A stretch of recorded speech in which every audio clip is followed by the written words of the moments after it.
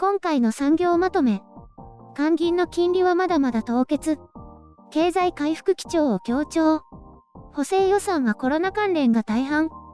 韓国の金融通貨委員会は、韓国銀行の基準金利を現在の水準である 0.5% を維持するとし、引き上げは行わないと発表しました。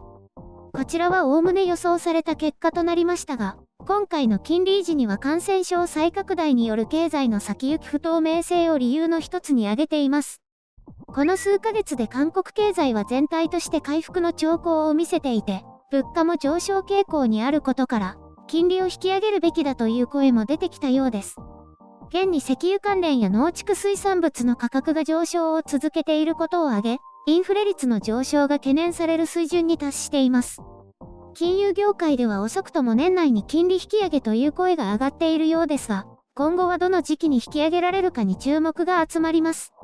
一方で企画財政部は、最近の経済動向と発表し、こちらでも韓国経済は輸出や雇用の改善などを挙げ、堅調に回復していると評価しています。しかし同様に感染再拡大による内需の不確実性やインフレ懸念についても触れています。こうした状況を受けて韓国政府は補正予算案の概要を発表し、主に大きな打撃を受けている少々公認への支援を拡充するとしています。補正予算の総額は33兆ウォン、約3兆円規模で、感染症被害支援とワクチン貿易補強に大きく予算が割り当てられています。注目されているクレジットカードキャッシュバック支援金も含まれています。これは前月と比較してクレジットカード使用が増えた場合に一部をキャッシュバックするというもので、消費を拡大させたいという狙いがあるようです。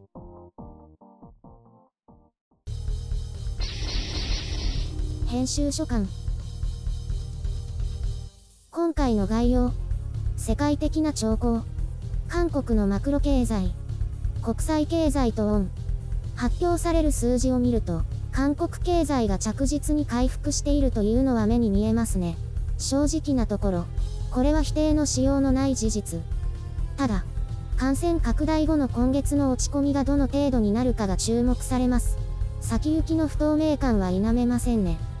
気になるのは地方での感染拡大も広がっていて、社会的距離を置くの規制強化が行われることですね。主に内需経済への打撃は大きくなると予測されますね。イケイケ感がそがれる形なので。とはいえ世界的にどこも似たようになるとは思いますけど、イングランドは違うか、米国なんかも今のところは。ただ米国は地味に感染が拡大していますから、ある時点で景気回復に水を差される段階がいつか来るんじゃないかと私は予測しています。韓国の輸出の好調は世界で感染拡大が続いてもそれほど大きな影響はないと見ています。多少勢いは衰えるかもしれませんけどね。基本的にはワクチン接種の実質的恩恵と心理負担の軽減が再拡大への恐怖を上回るんだと思いますけどね。韓国の金利凍結ですが、私は当分続くと思います。おそらく年内に上げなきゃ的な考えで今年の終わり頃に引き上げられると予測します。日本は例外として、世界のどの国も大体似たような兆候を見せています。政府支出で大量にお金が市場に流れるのでインフレ兆候を見せています。一応一般論では市場に流れる貨幣量が増えると貨幣価値は下がってインフレ率は上がります。経済に詳しい方はご存知ですよね。今は政策銀行がお金をすりまくって、コロナ支援だと言って大量に貨幣を市場に流していますからね。さらに金利が低いため借り入れも活発で、金融機関にとどまるお金が減り、同様に市場に貨幣が溢れて貨幣価値が下がります。これがいわゆるインフレ状態で、韓国は今この状態にあるということです。なので金利を引き上げて市場への貨幣流通量を減らすべきだという声がちらほら囁かれているということです。一方で金利が上昇すれば投資が減り、経済回復に水を差すというのが反対理由で、今はまだその段階ではないというものです。結局のところ一長一短ではありますので、どこでインフレを抑えるか、経済の回復に水を差すかということになります。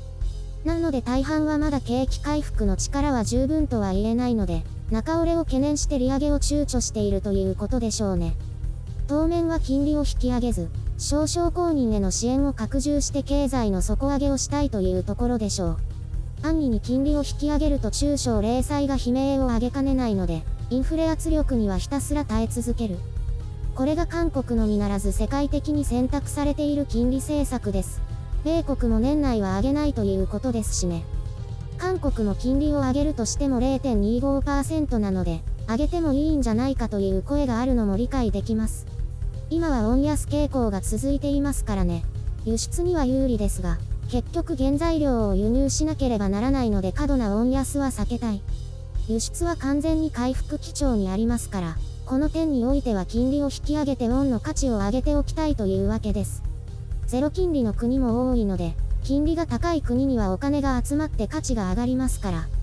韓国も余裕がある時に早めに引き上げておくことで、金利政策を有効に使える状態にしておきたいのでしょう。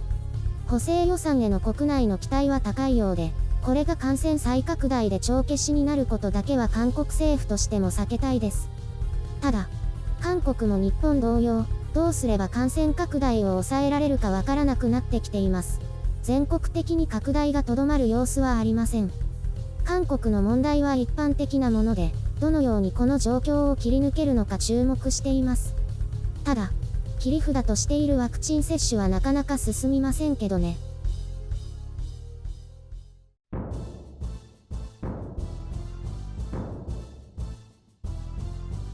今日は難しい話だね。金利とかってたまに聞くけど。私も別に経済専攻じゃないしね。でもおおむねこんな感じだよ。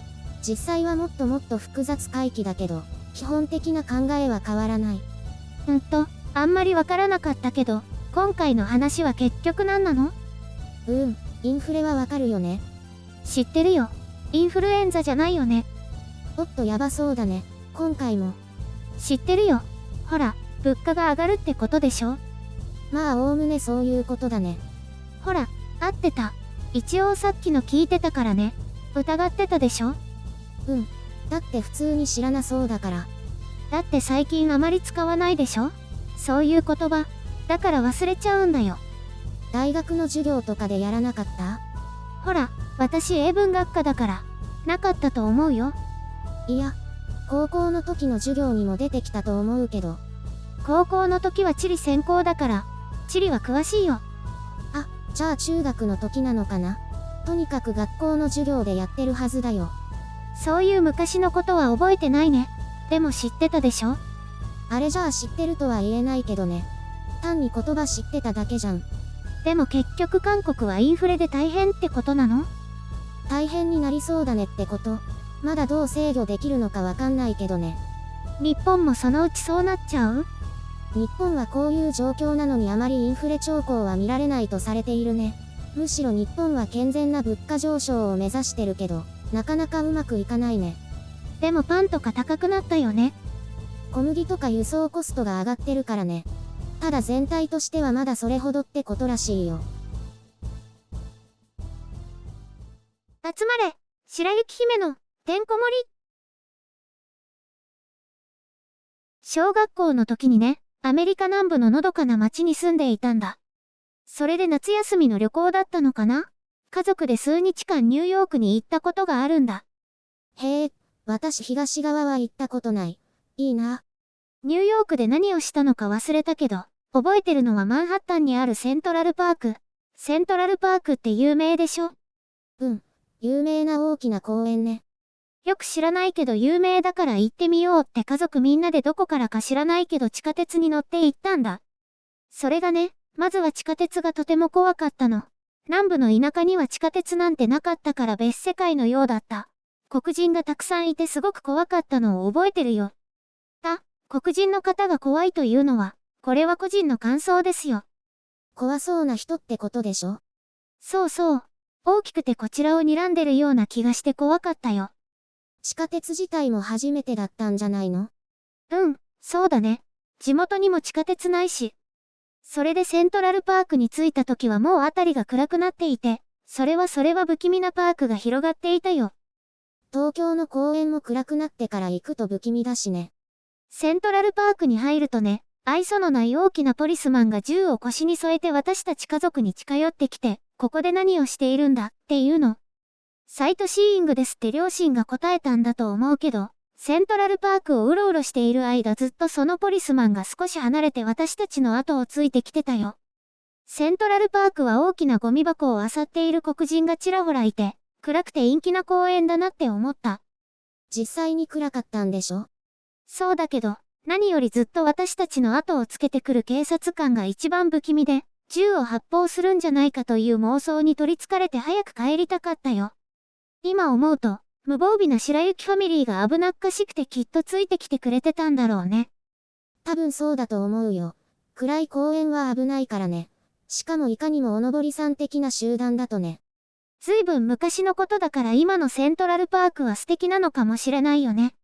そういえばニューヨークはコロナで大変だったけど、今はイギリスのようにもう終わった感じだよね。